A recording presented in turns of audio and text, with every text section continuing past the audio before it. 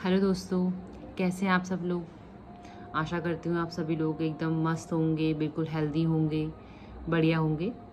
सबसे पहले आपको स्वतंत्रता दिवस की ढेर सारी शुभकामनाएं।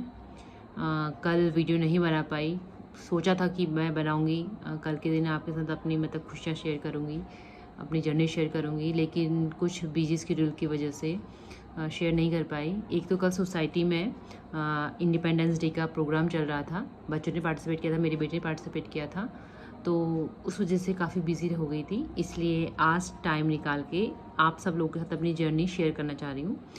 और लास्ट वीडियो में आप लोगों का रिस्पॉन्स काफ़ी अच्छा रहा और आशा करती हूँ कि आगे भी आप अपना प्यार और साथ बनाए रखेंगे मेरे साथ, और मेरी वीडियो को ज़्यादा शेयर करेंगे, लाइक करेंगे, सब्सक्राइब करेंगे, और कुछ कमेंट्स भी करेंगे कि जो भी भूल चूक, जो भी छोटी गलती, कैसी भी, कुछ भी अच्छा लगा वो बताइए, बुरा लगा वो बताइए, या आपको अगर कुछ पूछना है मेरी जर्नी के बारे में पर्सनली, अगर किसी को कुछ टिप्स लेने हैं कि मैंने कैसे उस टाइम पे क्या रूटीन अपनाया था, क्या मेरा थेरेपी चल रहा था, ये सारी चीज़ें आप मुझसे कमेंट बॉक्स में पूछ सकते हैं, मैं आपको पर्सनली बताऊंगी अच्छे से।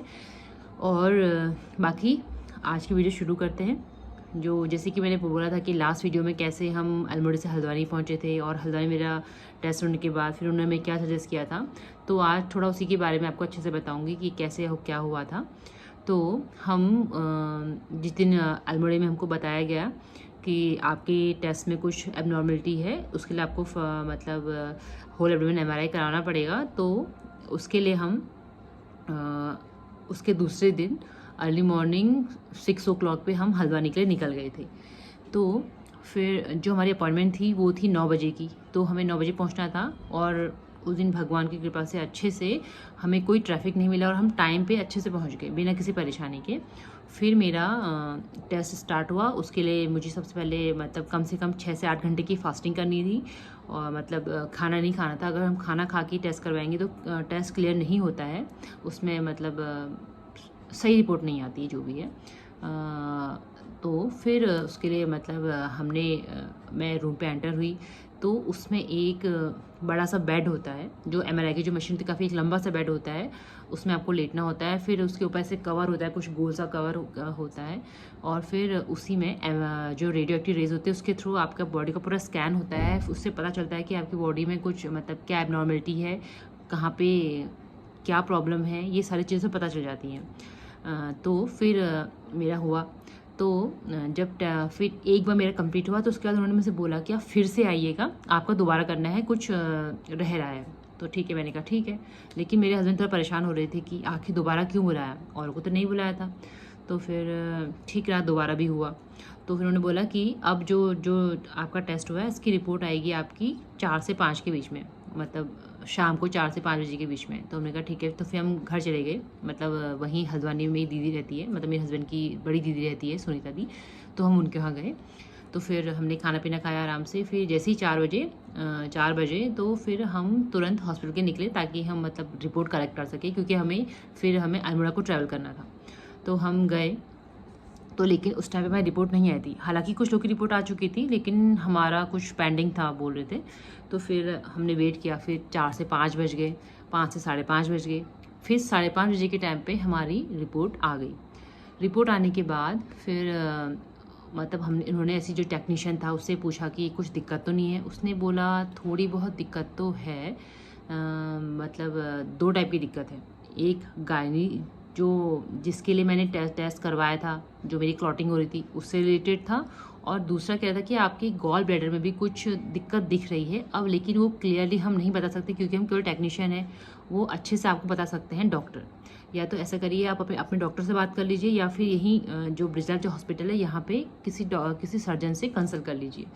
तो हमने कहा ठीक है। तो फिर हमने तुरंत उसी वक्त, वो तो किस्मत अच्छी थी, हमको उसी दिन एक डॉक्टर भी मिल गए वहीं ब्रिजलाल में, क्योंकि ऑलमोस्ट उस दिन संडे था, हाँ शायद संडे था। तो उस टाइम पे काफ़ी डॉक्टर्स छुट्टी पे थे।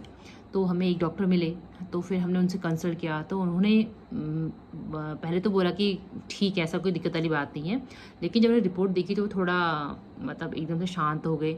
तो हमारी टेंशन और बढ़ती, हम कि मतलब रिपोर्ट में ऐसा क्या है जो इतना मतलब एकदम शांत हो गए डॉक्टर। तो उन्होंने बोला कि वैसे जो मुझे डाउट लग रहा है वो आपकी एज में, मतलब जो मेरी एज थी उस एज में ऐसी दिक्कत मतलब ज़्यादा नहीं होती, बहुत कम लोगों को होती है, तो ऐसा हम नहीं सोच रहे हैं।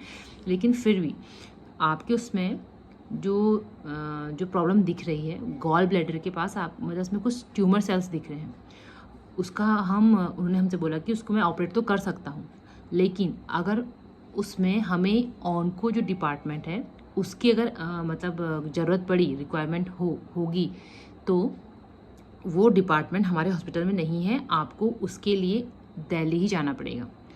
तो फिर ठीक था, उन्होंने बोला ऑन्कोलॉजी डिपार्टमेंट बोला, तो मेरे लिए तो बिल्कुल नया वर्ड था, तो मैंने वैसे ध्यान नहीं दिया।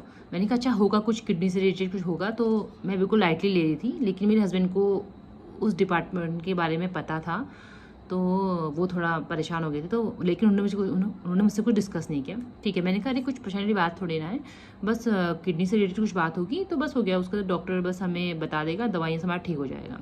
तो ठीक रहा। तो फिर हम घर आए, घर में फिर डिस्कस हुआ अच्छे से सब लोगों से, मतलब मेरी जो सिस्टर इन लॉ है, बड़ी सिस्टर इन लॉ, छोटी सिस्टर इन लॉ, उनके हस्बैंड से, बाकी मम्मी जिया जी, सब लोगों से बात हुई कि अब क्या करना है। तो उन्होंने बोला कि ऐसा करते हैं, ज़्यादा डिले नहीं करते हैं, तुरंत अगले दिन दिल्ली को निकल जाते हैं। तो फिर इस तरह मैं दिल्ली के लिए निकली। और फिर मतलब दिल्ली में मैं, मेरी अपनी मम्मी और मेरा हस्बैंड, हम 3 जने यहाँ आए। और हाँ, और मेरा भाई वो भी आया, हम 4 जने दिल्ली को आए। और जो मेरा साथ में हाँ बेबी भी था, तो इसलिए मैंने मम्मी को बुलाया था। तो क्योंकि बेबी जो है मतलब उस टाइम छोटा ही था, मतलब 3 साल 2.5 साल का, हाँ 2.5 साल करीब 2.5 साल का था। तो इसलिए उसको साथ लेके, क्योंकि वो मेरे को छोड़ता नहीं था, इसलिए उसको साथ ही लेके आए। और इसीलिए मम्मी को साथ बुलाया था ताकि मम्मी उसको अच्छे से देख सके और मेरा जो ट्रीटमेंट है वो अच्छे से हो पाएगा। तो फिर इस तरह हम हल्द्वानी से दिल्ली पहुँचे। और उससे आगे के बारे में मैं आपको नेक्स्ट वीडियो में बताऊंगी कि कैसे हम डॉक्टर से मिले, डॉक्टर ने हमें क्या सजेस्ट किया और आगे क्या क्या प्रोसीजर हुआ, उसके बारे में आपको अच्छे से डिटेल में बताऊंगी। उसके लिए आप मेरे चैनल को लाइक करें, शेयर करें और सब्सक्राइब करें। Thank you.